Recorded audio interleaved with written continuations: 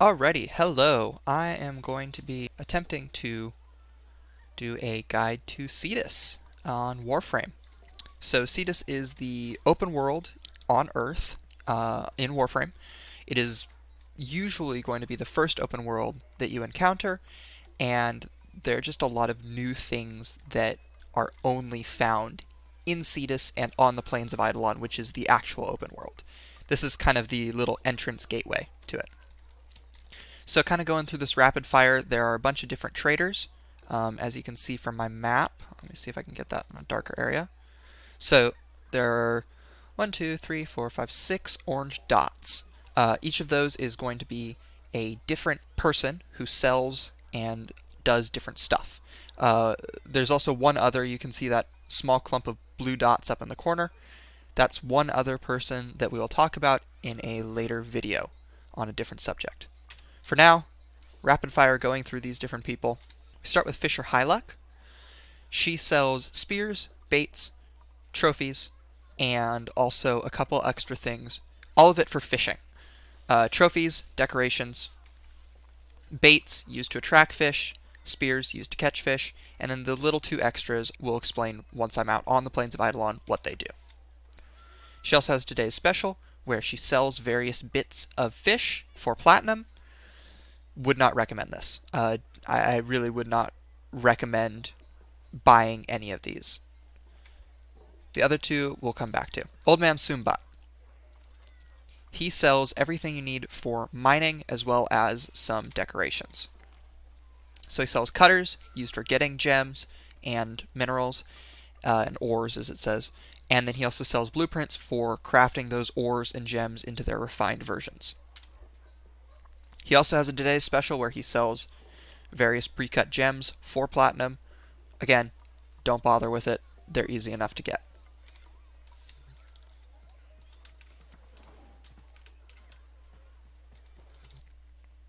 Nakak. Nakak sells floofs for thumpers. Thumpers are enemies out on the plains of Eidolon, and the floofs are just decorations for your orbiter. She also sells masks that go on your operator. If you don't have an operator, or you don't know what I'm talking about, don't worry, you'll get to that. That'll be in a separate thing if you want a bit of spoilers. These flare blueprints, there are red and blue ones, useless, never seen anyone use them, don't worry about it. And also Mask of the Lost One is a quest item.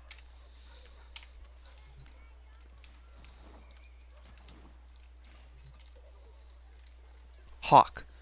Hawk sells Zaws. Zaws are customizable melee weapons. I'm actually going to build one right now. Customizable melee weapons that you build the parts for. You build the strike, the blade, the grip, the handle, and the link, which just modifies stats. So some of these give status chance, some of them give critical chance, some of them give speed, damage. They always have a trade-off though. In this case, speed and critical chance at the cost of damage and status chance. I can build this, and I now have a Zaw. Now, if I want to take that Zaw, once I rank it up to rank 30, which I'll equip it in just a second here, I can go to other services and guild a Zaw. When I guild a Zaw, it ranks it back to 0, but it makes it more powerful. I can show the one that I just made, this piece, this piece, this piece. I can preview it gilded, you can see it changes colors, and all of the stats go up. He also sells all of the parts you need for a Zaw. So he sells links, grips, strikes, and he's going to sell a couple other things called Exodias that are just enhancements for your Zaw. It's going to take a while to get to those. Today's special, random custom built, or not custom built, randomly built Zaw that he sells for platinum. Would not buy it. It's so much easier to just go out to the plains of Eidolon and get them. One last guy right before we head out. This is Konzu. Now, Konzu is the leader of Cetus, and he gives you bounties, which are objectives you can go out to earn some rewards, some low-level rewards like Vitality, or some level 40 to 60 rewards that give you much better stuff, such as the Furex Wraith, Kuva, all sorts of good stuff. He also is in charge of standing. So when I reach 99,000 standing with them, I can rank up. And it will cost all of these, and I will then go up to the rank of kin. I will then have access to every single thing that Cetus sells. As of right now, some things are cut off because I don't have the highest rank. Alright, finally on to the good stuff. The first time you come to the Plains of Eidolon, you will have to come through here, and you will have a quest that you have to do in regards to it. But afterwards, you can kind of just teleport in from your orbiter. Once this loads, though, we are out on the plains. So if I had a bounty, the objective, if I started a bounty with Konzu in Cetus, the objective would be showing up right about now, big yellow marker. But since I don't, I'm just going to show some stuff that you can do on the Plains of Eidolon without bounties. The first one is mining. We talked about this with Old Man Sumbat. You'll be looking for these ore veins. They will be red or blue. The blue ones are rarer because they give you gems instead of ores. And what you want to do is you want to equip your cutter, or in this case my plasma drill, and you will see on the right-hand side of the screen there's a distance to the ore vein. On the left-hand side, there's the amount of ore veins that are around you. You can see it jumped up to 3, back down to 1. And if you look at your mini-map, it will tell you about any ore veins within 50 meters of you. Also, the clicking will get higher pitch and closer together the closer you get to the ore vein. So, once you locate your ore vein, hold down right-click and aim at one of these glowing spots. Hold down your left-click button until you get to the middle of those white brackets, and then release. Sometimes they move, and the idea is just get in the middle of those, and you will get your ore. Okay, so there's the special brackets. So if I can get in those, like that, then I will get a secondary reward. In this case, I got 4 azurite. From what I've found, you always get gems from those secondary rewards. Ah, there we go. There's a blue vein. And the blue veins can also have the the extra brackets, and then you just get double gems from them. Quite useful, and these resources will come in handy when you want to craft stuff that you get the blueprints from Cetus. This could be the Gara Warframe, the Revenant Warframe, any of the Zaw pieces. There are going to be Grineer enemies all over the plains. They range anywhere, on base they range anywhere from, I think it's level 10 to 25. And if you have a lower level bounty, they will be lower level, and if you have a higher level bounty, they'll be higher level. Just wanted to jump in and clarify here that by that I mean if you start a lower level bounty and finish it and stay in the Plains of Eidolon after you finish it, the level will stay at the level of that bounty. So 5 to 15 bounty, the enemies will stay levels 5 to 15. 40 to 60 bounty, the enemies will stay level 40 to 60. So next I'll talk a bit about the resources that you can find here that are not mining or fishing, which we'll get into in a bit. One of them is iridite. You'll find these formations everywhere. They always look like this, and when you break them through any means of damage, they'll give you between 1 and 5 iridite. Depending on the level of the Plains of Eidolon, they will give you more.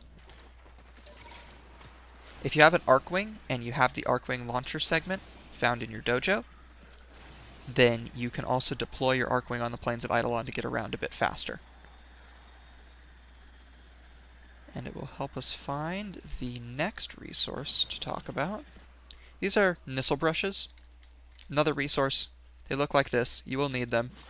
Same thing. Any kind of damage, they break, you get your resource.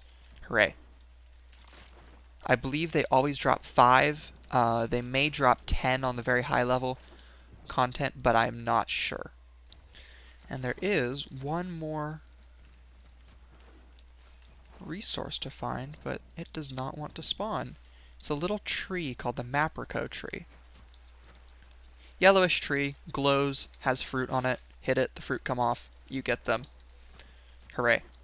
And of course, as soon as I see that one, I find a second one.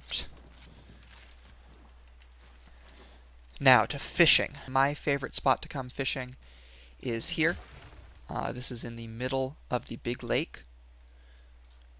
And there are a couple kinds of fish you can get here.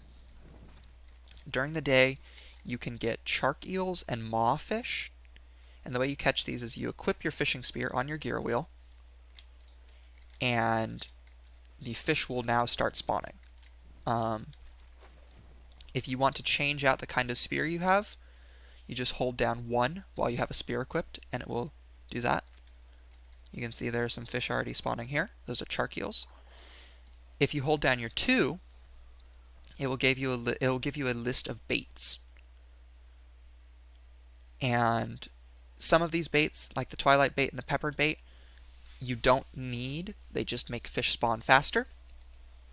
But these other 3, and there's one more that I don't have, they are necessary to catch these kinds of fish. On your 3 key, you have luminous dye and pheroma. Luminous dye is very useful. What it does is if I throw one out, all of the fish become highlighted and they're much easier to see. So now I can catch them quite easily. Pheroma is a little bit harder to demonstrate, but what it does is it makes the fish calmer. So if I give it a second to kick in, and then I throw a spear and miss, the fish don't run away as far. Normally they would run around for a while. Wow, that's a big mawfish. Normally they would run around for quite a while, but with this, they run just a little distance, and that one will keep running. Usually they would just run a little distance and then settle back down.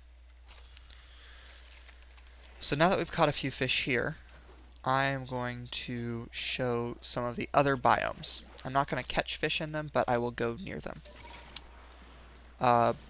This is called the lake biome, and you will catch lake fish here. I will put a link to the wiki down in the description that shows you where to catch each fish here and on the Orb Vallis, which we'll talk about later. There's also the pond biome, which is going to be for any other small body of water that you see around here. They do need to be a little bit, do need to be below a certain depth, so some of them, I think there's one over here, it's a good demonstration of it. Yeah, like this one, not going to spawn any fish.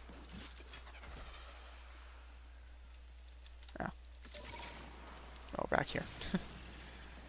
This one also not going to spawn any fish.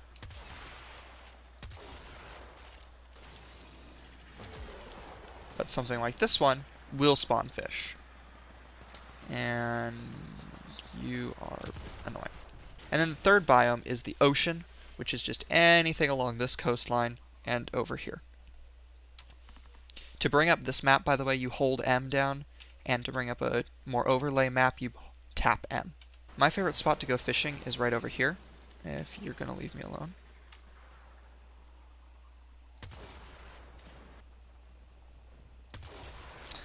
Oh, there's a thumper. We're going to leave him alone for now.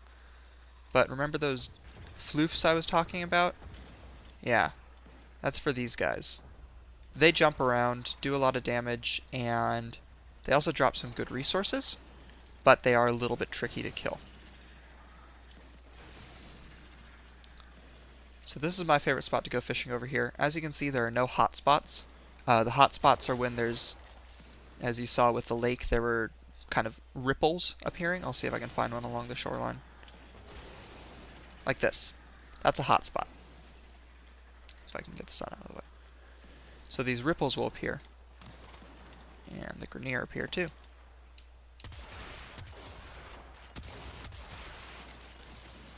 These hot spots are the only place that certain fish can spawn.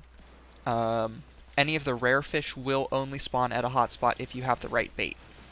but most of the fish can spawn anywhere, and they're just more likely to spawn at the hotspots. So I don't really want to fight this guy right now, but the way that you would fight him is you hit these panels, if I can hit it, blow that panel off, and then you can damage this green area.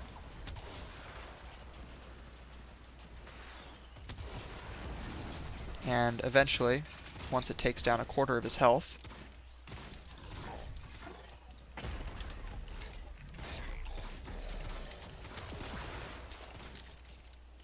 panel will close.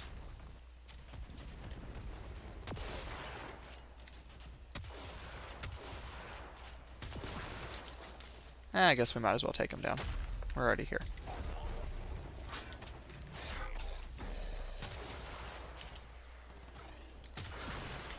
There are 4 panels. You can also attack his cannon, and there's always one that's the trickiest to get because he likes to hide it behind the rest of his body. Usually the easiest way to get it is when he does this, and he thumps. Come on. There we go. So you kill him, he blows up, doesn't do any damage to you, and he drops some resources, which are usually pretty good. Fish parts, minerals, ores, a couple of Thumper-specific materials that you can only get from the highest level of Thumper, and just a bunch of good resources, usually 20 to 30 at a time, as you saw. So that is all in terms of basics of the Plains of Eidolon. There's conservation. I call it hunting, though, because we've already got fishing, and so it makes sense. But that's a topic for another video, because that is a bit tricky to explain and takes a lot longer. So first with those gems, this third option, trade gems for Ostron standing. You can take any of those gems that you've mined out in the plains, common to rare, and you can trade them to Old Man Soombat for standing. Depending on the quality, he'll give you more. Then we have Fish or High Luck. 2 options here. You can either provide fish, and depending on the rarity of the fish and the size of the fish, you can see there's an L, there'll also be an M and an S for medium and small.